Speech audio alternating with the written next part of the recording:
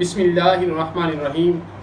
रब्बे तू करीमी व रसूल तू करीम, सद शुक्र के हस्ते मियाने दो करीम।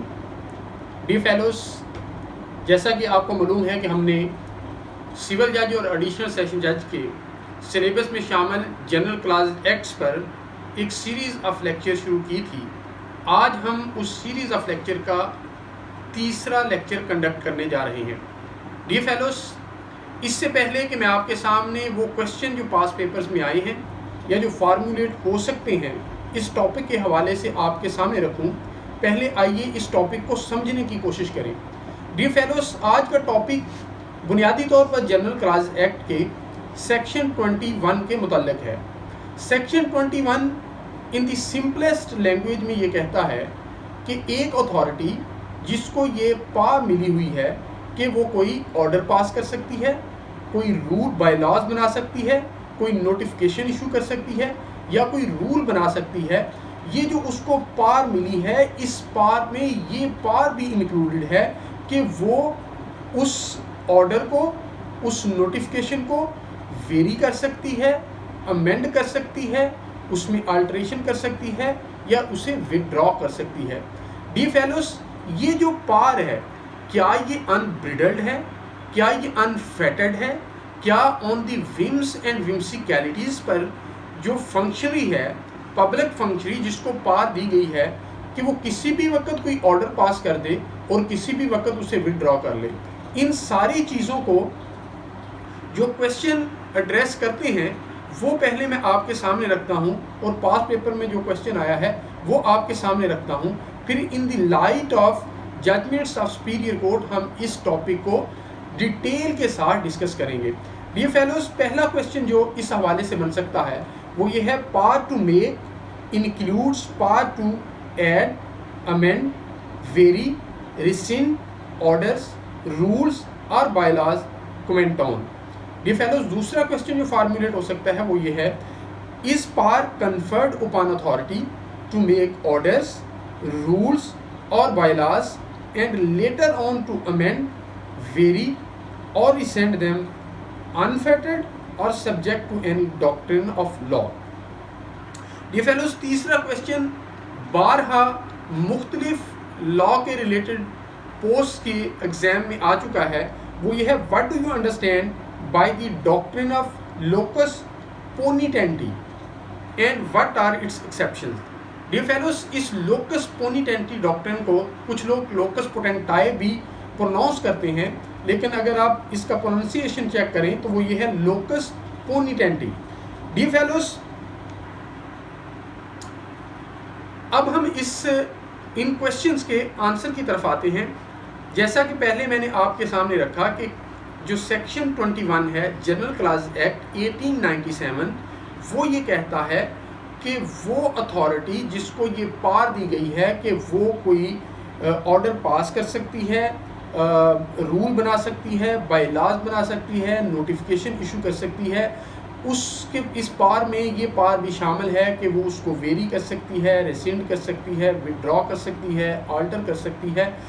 तो डियर फेलोस, अब ये जनरल प्रिंसिपल तो सेक्शन 21 ने दे दिया, लेकिन सुपीरियर कोर्ट्स की जजमेंट्स ने जब इस सेक्शन को इंटरप्रेट किया तो उनने कहा कि ये जो पावर है ये अनब्रिडल्ड नहीं है, ये अनफेटेड नहीं है, बल्कि ये लोकस पोनिटेंटी जो डॉक्ट्रिन है उसके सब्जेक्ट है। यानी जो डॉक्ट्रिन ऑफ लोकस पोनिटेंटी है वो इस सेक्शन को रेगुलराइज करेगा और गवर्न करेगा।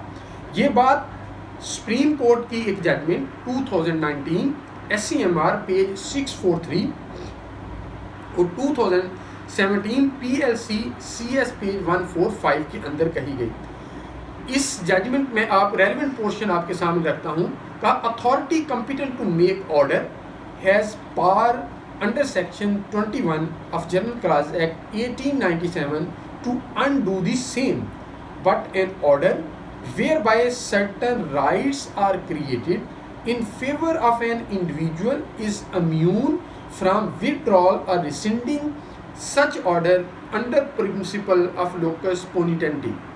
डियर फेलोज, अब आपके जहनों में ये क्वेश्चन जन्म ले रहा होगा कि ये जो डॉक्ट्रिन ऑफ लोकस पोनिटेंटी है, जिसके मुतल्लिक जजमेंट्स ये कह रही हैं कि ये जो पार है अंडर सेक्शन 21, ये subject to doctrine of locus poenitentiae है।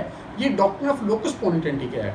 डियर फेलोज, इस डॉक्ट्रिन ऑफ लोकस पोनिटेंटी को भी जजमेंट्स ने डिफाइन किया। ये है जजमेंट 2016 CLC पेज 60।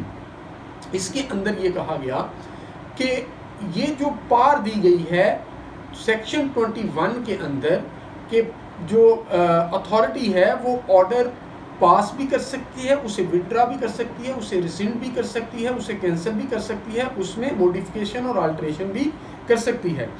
इस हवाले से कहा गया कि ये जो लोकस पोनिटेंटी है, ये डॉक्ट्रिन ये कहता है कि ये जो पार है ये अनफेटर्ड, अनब्रिडल्ड या अनस्ट्रक्चर्ड डिस्क्रेशन नहीं है अथॉरिटी की, बल्कि सब्जेक्ट टू 3 फर्दर प्रिंसिपल्स हैं which are enshrined into the doctrine of locus poenitentiae. वो क्या है कि अगर जो ऑर्डर पास कर दिया गया है, नोटिफिकेशन इशू हो चुका है, या रूल्स मेड हो चुका है, या बाय लॉज बन चुके हैं, उन पर एक्टेड उपान हो चुका है, यानी उन पर अगर एक्टेड उपान हो चुका है और उन्होंने हैज टेकन लीगल इफेक्ट ले चुके हैं, और उसके कॉन्सिक्वेंस में सर्टन राइट्स वेस्ट हो चुके हैं in the favor of the person in whose favor order was passed, rule was issued, notification was issued और bylaws were made। तो फिर आप इस जो ऑर्डर को जो अथॉरिटी के पास है विड्रा करने की पावर, उसको एक्सरसाइज नहीं कर सकते। यानी अगर ये 3 चीज़ें हो चुकी हैं तो फिर उस ऑर्डर को विड्रा नहीं किया जा सकता, उसमें तब्दीली नहीं की जा सकती, उसकी रिसीजन नहीं की जा सकती। डी फेलोस, लेकिन इस प्रिंसिपल लोकस पोनिटेंटी की अपनी 3 एक्सेप्शंस हैं, लेकिन वो 3 एक्सेप्शन आपके सामने रखने से पहले मैं एक जजमेंट इस लोकस पोनिटेंटी को एक्सप्लेन करने के लिए आपके सामने रखता हूँ। डी फेलोस, ये जो जजमेंट है ये रिपोर्ट हुई 1997 SCMR पेज 15। इस जजमेंट के फैक्ट्स कुछ इस तरह हैं कि लाहौर के एक मेडिकल कॉलेज के अंदर एक एंट्री टेस्ट के बाद एक स्टूडेंट का एडमिशन होता है। उस एडमिशन उसका होता है, उसके बाद वो फ़ी जमा करवाता है। फ़ी जमा करवाने के बाद एक सेमेस्टर वो पढ़ लेता है, लेकिन जब वो अपने एक सेमेस्टर के एंड पर होता है तो अथॉरिटी यानी उस कॉलेज की जो एडमिनिस्ट्रेशन है वो उसके एडमिशन को कैंसिल कर देती है ऑन दिस प्रीटेक्स्ट कि इसका जो एडमिशन था वो टाइपोग्राफिकल मिस्टेक की वजह से हो गया था, इसकी जगह पे ये दूसरा लड़का इंटाइटल्ड था और उसको वो एंटरटेन कर लेते हैं और इसके एडमिशन को ख़त्म कर देते हैं। वो लड़का हाई कोर्ट के अंदर जाता है और हाई कोर्ट के अंदर जब अथॉरिटी से कमेंट्स व्यूज़ पूछे जाते हैं तो अथॉरिटी ये कहती है कि अंडर सेक्शन 21 हमारे पास ये इख्तियार है कि अगर हमने एक ऑर्डर पास किया है, उसके एडमिशन का नोटिफिकेशन इशू किया है, तो हम उसे विड्रॉ कर सकते हैं। हाई कोर्ट ने जब इस सेक्शन को इंटरप्रेट किया तो उन्होंने कहा कि ये जो सेक्शन है ये डॉक्ट्रिन ऑफ लोकस पोनिटेंटी के अंडर आता है, और वो लोकस पोनिटेंटी ये है कि अगर वो जो नोटिफिकेशन हुआ उस पर एक्ट ऑपान हो गया, उसने लीगल इफेक्ट ले लिया, उसके कॉन्सिक्वेंस में सर्टन राइट्स वेस्ट हो गए उस शख्स की फेवर में जिसकी फेवर में एडमिशन का नोटिफिकेशन इशू हुआ था। जब फैक्ट्स देखे गए तो उसने रिक्विजिट फ़ी जमा करवा दी थी, उसके बाद मिड टर्म एग्जाम दे दिया था और उसका सेमेस्टर जो है that was going to be concluded. तो इस पर हाई कोर्ट ने ये कहा कि ये जो पार है that is subject to the locus poenitentiae, और उस शख्स की उस स्टूडेंट की जो पिटीशन है उसको एक्सेप्ट कर लिया और अथॉरिटी को कहा कि इसको स्टडी को कंटिन्यू करने की इजाज़त दी जाए। डियर फेलोज, अब इस लोकस पोनिटेंटी के भी 3 एक्सेप्शंस हैं। वो ये हैं कि सबसे पहली एक्सेप्शन ये है कि ये जो ऑर्डर हुआ है, ये जो शख्स आ रहा है इसको इसका बेनिफिट लेने के लिए, क्या उस बेनिफिशरी ने ये ऑर्डर थ्रू मिसरिप्रेजेंटेशन या फ्रॉड तो इशू नहीं करवाया।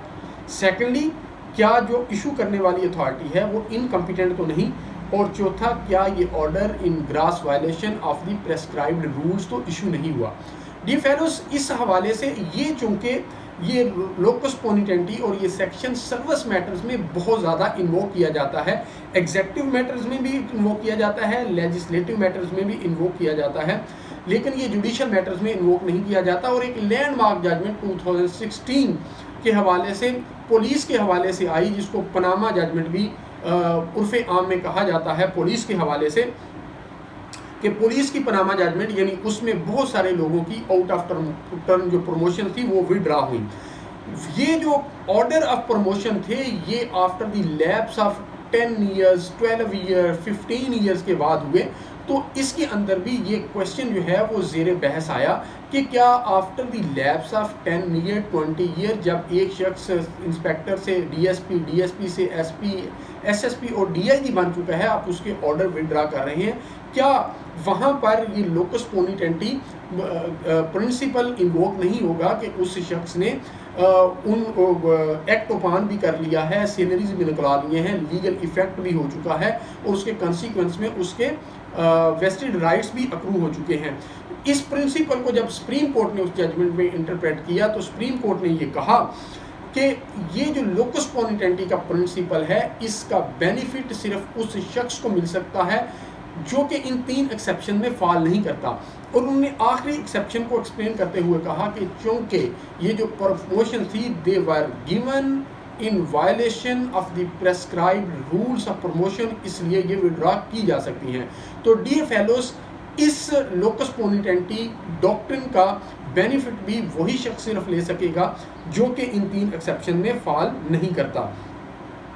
डियर फेलोस, आखिरी बात जो इस हवाले से मैं आपके सामने रखना चाहता हूं वो ये है कि इस हवाले से वो ये है कि ये जो सेक्शन 21 है या लोकस पोनिटेंटी है, ये क्या जुडिशियल ऑर्डर पर भी अप्लाई होता है या नहीं होता। तो डियर फेलोज, इस हवाले से मेरे पास जजमेंट है 1997 PCRLJ पेज 61। इसके अंदर कैटेगोरिकल ये कहा गया कि ये जो प्रिंसिपल है या ये जो सेक्शन है ये जुडिशियल ऑर्डर्स पर अप्लाई नहीं होता। रेलिवेंट पोर्शन में आपके सामने रखता हूँ।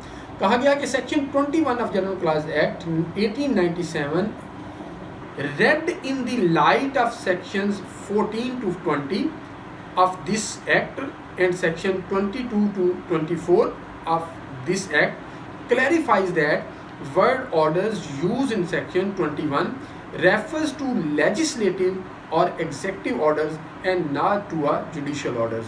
डियर फेलोस, मैं उम्मीद करता हूं कि आज का लेक्चर के हवाले से सेक्शन 21 और डॉक्ट्रिन ऑफ लोकस पोनिटेंटी आपको बहुत अच्छे तरीके से समझ आ चुका होगा। अगर आज की वीडियो आपको पसंद आई हो तो बाबुल इल्म लॉ अकेडमी यूट्यूब चैनल को सब्सक्राइब ज़रूर कीजिएगा और हमारी वीडियो को लाइक ज़रूर कीजिएगा। अल्लाह ताला आपका हामी नासिर हो। बहुत शुक्रिया।